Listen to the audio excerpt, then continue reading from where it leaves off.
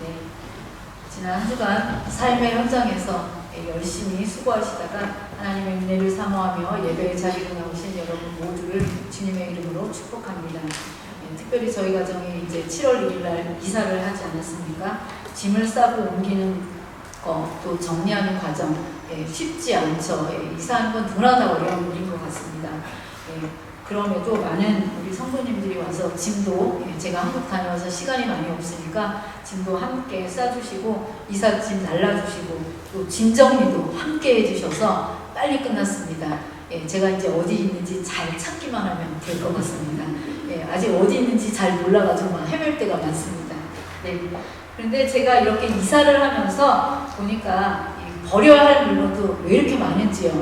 평소에 쓰지 않는 거 그냥 버리기 아까운 것들 도네이션도 막 하고 이래야 되는데 시간이 없어서 제가 잘 못했습니다. 버려야 할 물건도 너무 많고 또 정리해야 할 물건도 많고 또 새로운 공간으로 갔으니까 그곳에 맞게 다시 배치해야 하는 일들도 있었습니다. 문득 이 이사 과정을 보면서 이사하는 이 과정이 우리의 신앙생활과 참 많이 닮아있다 이러한 생각이 들었습니다. 지난주에 우리는 사도신경 고백 가운데 죄를 사하여 주시는 것을 믿사오며 이 말씀에 대해서 함께 나눴습니다. 오늘도 이 죄에 대한 부분을 함께 더 나누려고 하는데요. 이것으로 사도신경은 오늘로 마감을 하려고 합니다. 저희가 몸이 다시 사는 것과 영원히 사는 것은 이미 4월에 부활절 주일 그 다음 주에 진행했기 때문에 오늘부로 사도행전에 관계된 말씀은 맺도록 하겠습니다. 자, 우리가 지난주에 배우기를 하나님께서는 예수 그리스도의 십자가를 통하여 우리의 모든 죄를 사하셨고 그래서 로마서 8장 1절 말씀에 우리를 향하여 분명하게 선언했다고 말씀드렸습니다. 그러므로 이제 그리스도 예수 안에 있는 자에게는 결코 정죄함이 없나니 우리는 이 말씀을 붙들면서 죄책감의 짐을 십자가 아래 내려놓았습니다. 더 이상 정죄받는 죄인이 아니라 하나님의 자녀라는 그러한 사실을 함께 확인했습니다. 여러분, 그런데 주일이 지나고 또 새로운 한 주 월요일이 되자 여러분이 처한, 제가 처한 현실은 어떠했습니까? 다시 화내지 말아야지 이러한 마음으로 결단했는데 또다시 화를 냅니다. 오늘은 기도해야지 했는데 하루가 벌써 지나갔습니다. 사랑해야지 했는데 미워하는 마음이 마음속에서 불쑥 올라오기도 했습니다. 용서해야지 했는데 상처가 쉽게 사라지지 않습니다. 그래서 어떤 분은 이렇게 생각합니다. 혹시 내가 아직 제대로 구원받지 못한 것은 아닐까? 정말 하나님의 자녀라면 이렇게 계속 죄와 싸울 리가 없지 않을까? 바로 이 질문이 오늘 로마서 7장이 기록된 이유입니다. 놀랍게도요, 이런 고민을 하는 사람이 우리만이 아닌 것을 오늘 성경에서 발견할 수 있습니다. 그 위대하고 유명한 사도 바울도 바로 우리와 같은 똑같은 고민을 했습니다. 그래서 오늘 본문은 죄와 싸우는 성도들을 정죄하지 않습니다.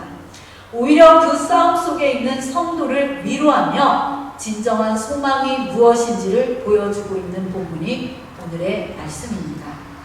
그렇다면 성경은 죄사함을 받았는데 왜 아직도 죄와 싸우고 있는가? 이 질문에 대해서 무엇이라고 이야기하는지 한번 살펴보겠습니다. 바울은 먼저 우리 안에서 지금도 일어나고 있는 영적 현실을 보여주고 있는데요. 죄와 싸우는 이유는 믿음이 없어서가 아니라 우리 안에 서로 다른 두 가지 힘이 충돌하기 때문이라고 말하고 있습니다. 그래서 첫 번째로 생각할 것은 성도 안에는 두 법의 전쟁이 일어나고 있다라는 사실입니다. 우리 19절 말씀, 이 말씀 다시 한번 우리 한 목소리로 함께 읽어보겠습니다. 시작! 내가 원하는 바 선은 행하지 아니하고 도리어 원하지 아니하는 바 악을 행하는도다. 여러분, 정말 이 말씀처럼 그런 적 있지 않습니까? 이 말씀은 바울의 내면에서 일어나는 치열한 영적 전쟁을 보여주는 것입니다. 여기서 중요한 것은요, 바울이 말하는 나는 하나님을 사랑하는 사람입니다. 죄를 사랑하는 사람이 아닙니다. 선을 원합니다. 하나님의 뜻을 기뻐합니다. 하나님을 영화롭게 하면서 살고 싶어하는 사람입니다. 그런데도 자신의 육신 안에 남아있는 이 죄의 세력 때문에 갈등하고 있다는 사실을 보여주고 있는 것입니다. 여러분이 로마서 7장 전체를 읽어보면요, 이 말씀 안에는 바울은 우리 안에서 서로 충돌하는 두 가지 법을 이야기하고 있습니다. 여기서 법은 율법 조문을 말하는 것이 아닙니다. 우리 사람을 일정한 방향으로 끌고 가는 힘, 지배하는 원리를 말하는 것입니다. 예를 들어서 여러분, 중력의 법칙을 한번 생각해 보시기 바랍니다. 누구든지 높은 곳에서 이렇게 뛰어내리게 되면은 중력의 영향을 받습니다. 나는 중력의 영향 안 받아. 이러한 사람 아무도 없습니다. 원하지 않아도 그 힘이 작용하게 됩니다. 마찬가지로 우리 안에도 서로 다른 두 가지 힘이 작용하고 있다는 사실입니다. 그 첫 번째는 마음의 법입니다. 22절 상반절에 보면요, 내 속사람으로는 하나님의 법을 즐거워하되, 여기서 말하는 속사람은 성령으로 새롭게 된 사람입니다. 예수님을 믿은 후에 우리 안에 새로 생긴 새로운 생명입니다. 그래서 마음의 법은 이런 소원을 갖게 합니다. 하나님을 기쁘시게 하고 싶다. 여러분 그런 마음 드신 적 있죠? 기도하고 싶다. 말씀대로 살고 싶다. 용서하며 살고 싶다. 거룩하게 살고 싶다. 이것은 바로 속사람, 성령께서 우리 안에 심어주신 새로운 생명의 방향입니다. 마음의 법에서 우러나오는 그러한 소리입니다. 그런데 우리 안에 또 다른 법이 있다고 말하고 있습니다. 두 번째 법은 죄의 법입니다. 23절 상반절에 보면요, 내 지체 속에서 한 다른 법이 내 마음의 법과 싸워 라고 말하고 있습니다. 죄의 법은 아직 우리 육신 안에 남아있는 죄의 습성, sinful nature라고 말할 수 있습니다. 예수님을 믿기 전 오랫동안 우리 몸에 밴 옛사람의 습관입니다. 그래서 화내지 않으려고 결심했는데 화가 먼저 올라옵니다. 용서하려고 했는데 미움이 올라옵니다. 기도하려고 했는데요, 옆에 스마트폰을 먼저 짚습니다. 겸손하려고 했는데 자존심이 먼저 반응합니다. 이것이 죄의 법입니다. 그럼에도 이 죄의 법은 우리를 다시 죄의 종으로 만들 수는 없습니다. 그러나 여전히 우리를 죄의 방향으로 끌어당기는 그러한 힘으로 남아 있다라는 것을 보여주고 있습니다. 그래서 성도의 삶은 언제나 이 두 가지 방향으로 끌리는 삶입니다. 하나는 하나님을 향해서 가려는 성령의 인도하심이고, 다른 하나는 옛 습관으로 돌아가려는 죄의 유혹입니다. 바로 이것이 신학에서 말하는 이미, already와 아직, 난 예시입니다. 우리는 이미 하나님의 자녀입니다. 우리는 이미 의롭다 하고 하나님의 그런 칭의를 받았습니다. 이미 죄의 권세에서 해방되었습니다. 그러나 아직 죄의 존재 자체가 완전히 사라진 것이 아닙니다. 영화롭게 될 그날까지 우리는 이 싸움을 계속하게 될 것입니다.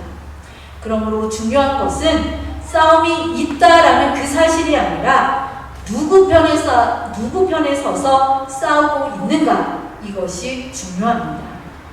여러분, 죄로 괴로워하고 넘어질 때마다 회개하며 다시 하나님께로 돌아오려는 그 마음이 있다면 그것은 성령께서 우리 안에서 살아 역사하고 있다는 증거입니다. 죽은 사람 생각해 보십시오. 싸우지 않습니다. 죄에 대해서 느끼지 못합니다. 만약 죄를 죄로 느끼지 못하는 사람이 있다라고 한다면 그 사람이 오히려 더 위험한 사람입니다. 죄 때문에 괴로워하는 사람, 거룩하게 살고 싶어서 씨름하는 바로 그 사람이 성령께서 일하고 계시는 사람임을 여러분 기억하시면 좋겠습니다. 이처럼 우리 성도 안에는 늘 두 가지 법이 충돌합니다. 그래서 바울은 자신의 연약함을 외면하지 않았습니다. 오히려 이 치열한 싸움 한가운데서 마침내 이렇게 탄식합니다. 24절 상반절 보면요. 오라 나는 곤고한 사람이로다. 예, 여러분 오라 나는 곤고한 사람이로다. 이 말씀 읽으면 어떤 생각이 드십니까? 언뜻 보면 이 말은 패배자의 절규처럼 들립니다. 그러나 정말 그럴까요?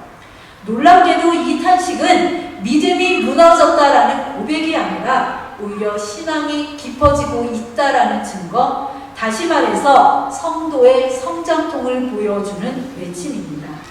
이제 두 번째로 오라 나는 곤고한 사람이로다가 왜 신앙의 성장통인지에 대해서 함께 살펴보겠습니다.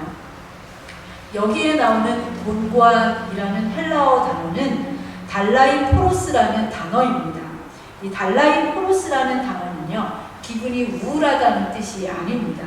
이 단어는 전쟁에서 지쳐 탈진한 병사 또는 고된 노동으로 완전히 녹초가 된 사람, 이삿짐 다 나르고 나니까 정말 녹초가 되더라고요. 그러한 상태일 때에 쓰는 단어가 바로 곤고한 달라이포로스라는 단어입니다. 바울은 지금 죄와 싸우다가 지쳐서 외치고 있는 것입니다. 그런데 중요한 것은 무엇 때문에 이렇게 탄식하느냐입니다. 바울은 죄를 즐기다가 탄식하는 것이 아닙니다. 오히려 죄를 미워하기 때문에 탄식합니다. 거룩하게 살고 싶은데 그렇지 못하는 자신을 보며 괴로워하는 것입니다. 이 탄식은 죄를 사랑하는 사람이 아니라 하나님을 사랑하는 사람의 탄식입니다. 우리는 흔히 이렇게 생각합니다. 신앙이 좋아지면, 믿음이 더 많이 자라가면 죄는 점점 안 보일 것이다. 이렇게 생각합니다. 그러나 성경은 정반대의 모습을 보여줍니다. 신앙이 깊어질수록 자신의 죄를 더 많이 보게 됩니다. 왜 그럴까요? 하나님의 거룩함을 더 많이 보기 때문입니다. 여러분, 어두운 방에서 먼지가 보입니까? 절대 안 보입니다.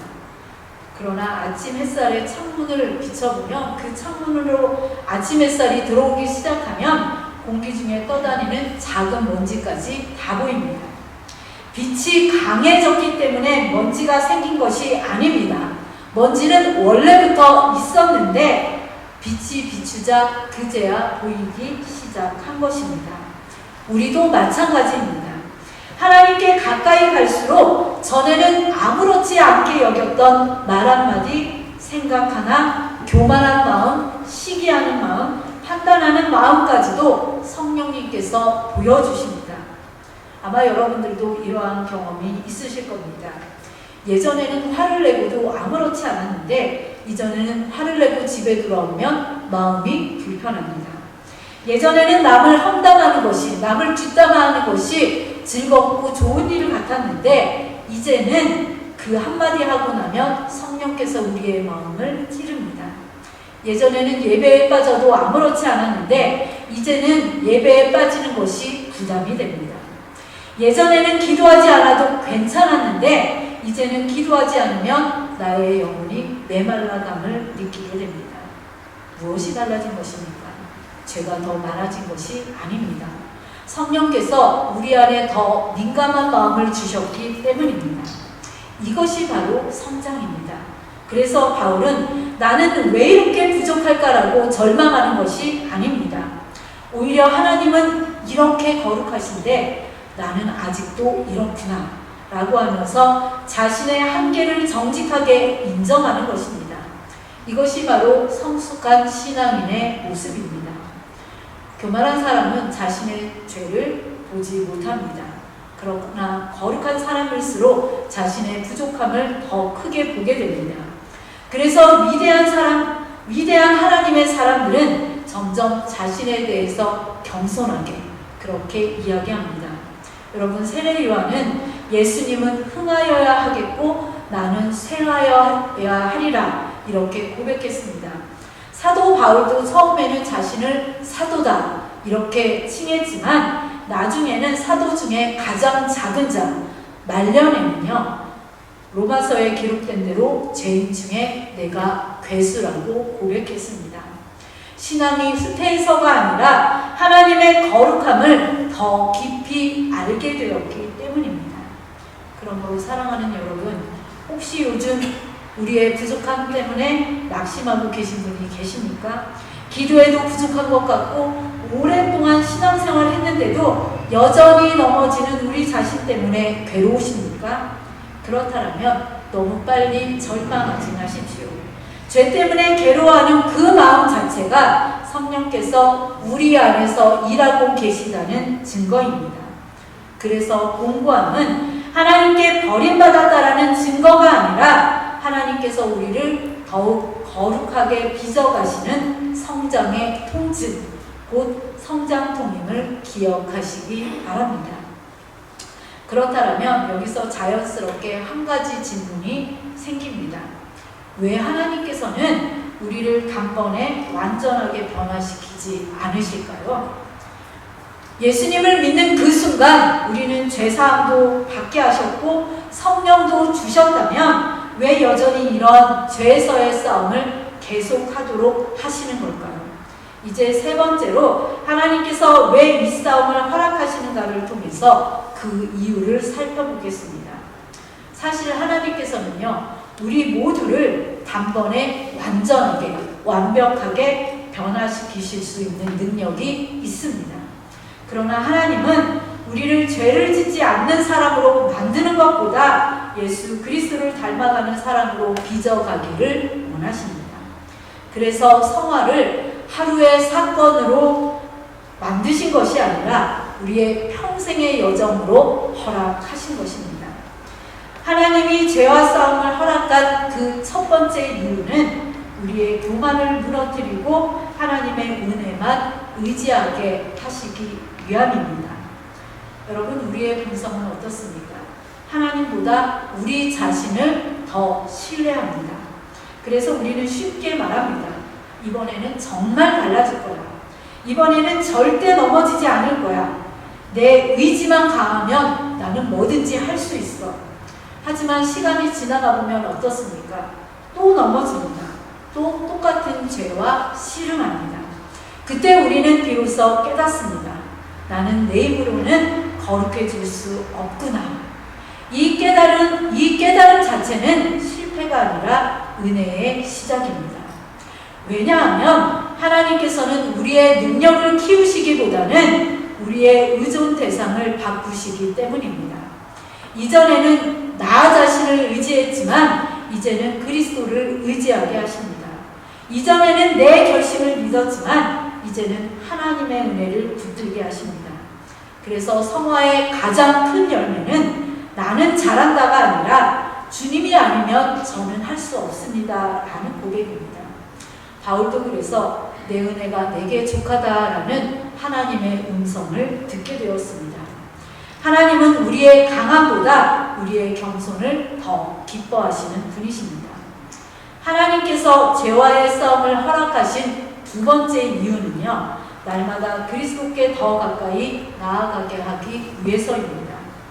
여러분, 죄와의 싸움은 우리를 하나님께로부터 멀어지게 하는 것이 아니라 오히려 하나님께로 더 가까이 나아가게 하는 통로입니다. 만일 우리가 죄와의 싸움이 없고요, 모든 것이 다 잘 된다면, 만사형통한다면 우리는 기도하지 않을 것입니다. 우리는 말씀을 붙들지도 않을 것입니다. 우리는 성령을 의지하지도 않을 것입니다. 그러나 우리의 연약함을 경험할 때마다 우리는 무릎을 꿇을 수밖에 없습니다. 주님, 오늘도 저를 붙들어 주십시오. 주님, 저는 오늘도 주님의 은혜가 필요한 사람입니다. 성령님, 저를 도와주십시오. 이렇게 우리의 연약함은 하나님께로 나아가는 통로가 된다는 사실입니다. 그래서 하나님은 우리가 실패하는 것을 기뻐하는 분은 아니시지만 그 실패를 통해서 우리가 더 깊이 하나님을 붙들게 만드십니다. 결국 성화라는 것은 죄를 한 번도 짓지 않는다, 이것이 아니라 죄를 지을 때마다 더 빨리 하나님께 돌아오는 사람이 되는 과정입니다. 하나님께서 죄와 싸움을 허락하신 세 번째 이유는 우리를 다른 사람을 품는 사람으로 빚어가기 위해서입니다. 여러분, 자신의 연약함을 아는 사람만이 다른 사람의 연약함도 이해할 수 있습니다. 넘어져 본 사람은 넘어진 사람을 쉽게 정죄하지 않습니다. 용서 받아본 사람만이 용서할 수 있습니다. 그래서 하나님은 우리를 완벽한 사람으로 만들기보다 은혜를 아는 사람으로 만들어 가십니다. 교회 안에서 서로를 품을 수 있는 이유도 바로 여기에 있습니다. 우리 모두가 하나님의 은혜로 살아가는 사람이기 때문입니다.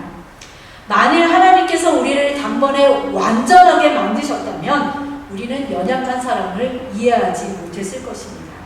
그러나 하나님께서는 우리가 흘리는 그 눈물을 사용하시고 우리의 실패를 사용하시고 우리의 회개를 사용하셔서 넘어져 있는 다른 사람들을 세우시는 그러한 사람으로 빚어가십니다.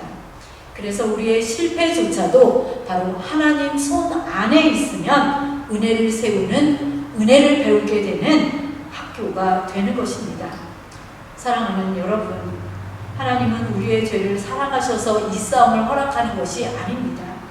우리를 포기하셔서 이 싸움을 내버려 두시는 것도 아닙니다. 오히려 이 모든 과정을 통해서 우리의 교만을 낮추시고 그리스도를 더욱 의지하게 하시며 예수님의 성품을 닮아가는 사람으로 빚어가고 계시는 것입니다.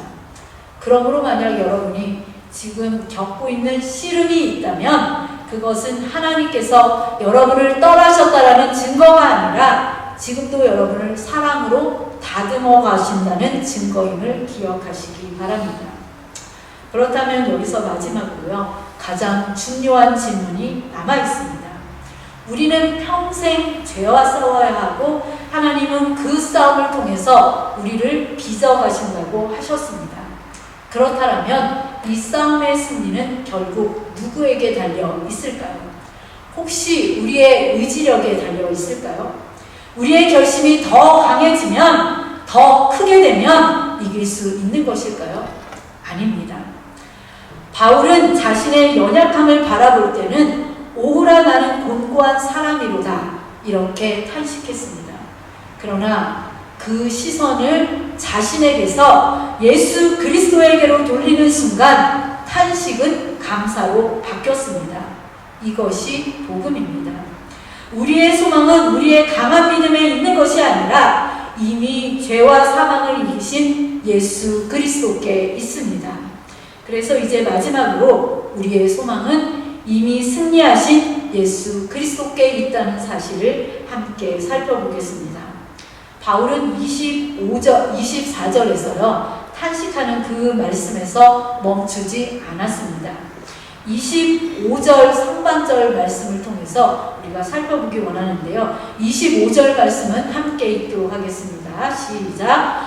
우리 주 예수 그리스도로 말미암아 하나님께 감사하리로다. 아멘. 참으로 놀라운 변화입니다. 조금 전까지만 해도 바울은 오라 나는 곤고한 사람이로다 이렇게 탄식했습니다. 그런데 바로 이어서 하나님께 감사하리로다 라고 찬양합니다. 무엇이 바뀌었습니까? 바울 자신은 아무것도 달라지지 않았습니다. 아직도 죄와 싸우고 있습니다. 아직도 연약합니다. 아직도 성화의 과정 중에 있습니다. 그런데 바울의 보는 시선이 달라졌습니다. 바뀌었습니다. 자신을 바라볼 때는 절망했습니다. 그러나 예수 그리스도를 바라보자 감사가 터져 나왔습니다. 이것이 복음입니다. 복음은 내가 얼마나 잘 싸우느냐에 있는 것이 아닙니다. 그것을 소망해 두지 않습니다. 복음은 예수님께서 이미 승리하셨다라는 그 사실에 우리의 소망을 두는 것입니다. 예수님께서는 십자가에서 죄의 값을 완전히 치르셨고 부활하심으로 죄와 사망의 권세를 영원히 깨뜨리셨습니다. 그러므로 우리가 죄와 싸우는 이유는 우리 자신이 노력해서 승리하기 위한 것이 아니라 이미 승리하신 주님의 그 승리 안에서 싸우는 것입니다. 여러분, 이 차이가 아무것도 아닌 것 같지만 매우 큽니다. 전쟁의 승패가 이미 결정되었다는 그 소식을 들은 군인과 승패를 알지 못한 채 싸우는 군인의 마음은 전혀 다릅니다. 우리의 싸움도 그렇습니다. 우리는 승리를 만들어내기 위해서 애쓰는 사람들이 아닙니다. 이미 승리하신 예수 그리스도를 의지하며 살아가는 사람들입니다. 그래서 성도의 믿음은 자신의 의지력을 믿는 것이 아닙니다. 이번에는 반드시 이겨야 한다. 이번에는 절대 넘어지지 않겠다라는 그런 결심 위에 서는 것이 아닙니다. 우리 성도의 믿음은 넘어져도 주님께서 다시 일으켜 세우신다라는 은혜 위에 서 있는 것입니다. 여러분, 베드로를 한번 생각해 보시기 바랍니다. 그는 예수님을 한 번도 아니고 3번씩이나 부인한 사람이었습니다. 자신의 의지는 완전히 무너졌습니다. 그러나 예수님께서는 이런 베드로를 포기하지 않으셨습니다. 부활하신 주님은 먼저 베드로를 찾아오셔서 다시 세워주셨습니다. 우리도 마찬가지입니다. 우리가 예수님을 이렇게 손 붙들고 있는 것처럼 끝까지 붙들고 있는 것 같지만 사실은 예수님께서 우리의 손을 끝까지 붙들고 계시는 것입니다. 그래서 우리는 넘어질 수는 있어도 넘어진 채로 끝나지 않습니다. 실패할 수 있어도 실패가 우리의 마지막이 아닙니다. 우리의 마지막 이야기는 언제나 예수 그리스도의 은혜입니다. 그러므로 우리 성도의 삶을 가장 잘 표현하는 고백은 나는 할 수 있다라가 아니라 주님이 나를 붙드십니다 라는 고백입니다. 나는 강하다가 아니라 주님의 은혜가 내게 충분합니다 라는 고백입니다. 나는 반드시 승리한다라가 아니라 이미 승리하신 예수님 안에서 나는 소망이 있습니다 라는 고백입니다. 말씀을 맺으려고 합니다. 사랑하는 우리 드림가족 여러분, 혹시 지금 반복되는 죄 때문에 낙심하고 계십니까? 변하지 않는 자신의 모습 때문에 실망하고 계십니까? 그렇다면 오늘 말씀을 기억하시기 바랍니다. 죄와 싸우고 있다는 사실 그 자체가 성령님께서 우리 안에서 일하고 계시다는 증거입니다. 그러므로 넘어졌다고 신앙을 포기하지 마십시오. 자책 속에 머물지도 마십시오. 실패했다고 하나님께서 여러분을 포기하셨다라고 생각하지 마십시오. 넘어질 때는 다시 십자가 앞으로 나오시기 바랍니다. 회개하시기 바랍니다. 말씀을 붙드시기 바랍니다. 성령님께 도움을 구하십시오. 그리고 이렇게 고백하시기 바랍니다. 주님, 저는 할 수 없습니다. 그러나 주님은 하실 수 있습니다. 오늘도 저를 붙들어 주십시오. 사랑하는 여러분, 이사한 집은요, 하루아침에 정리되지 않습니다. 조금씩 정리됩니다. 우리의 성화도 그렇습니다. 성령님께서는 오늘도 우리 안에 있는 옛사람의 모습들을 조금씩 처리하시고 그리스도를 닮은 새 사람으로 빚어가고 계십니다. 그러므로 낙심하지 마십시오. 조급해하지도 마시기 바랍니다. 이미 시작하신 선한 일을 끝까지 이루실 우리 하나님을 신뢰하시기 바랍니다. 우리 모두 죄와 싸우되 홀로 싸우지 않고 이미 승리하신 예수 그리스도를 붙들며 날마다 승리하시는 저와 우리 드림가족 모두가 되시기를 주님의 이름으로 축복합니다.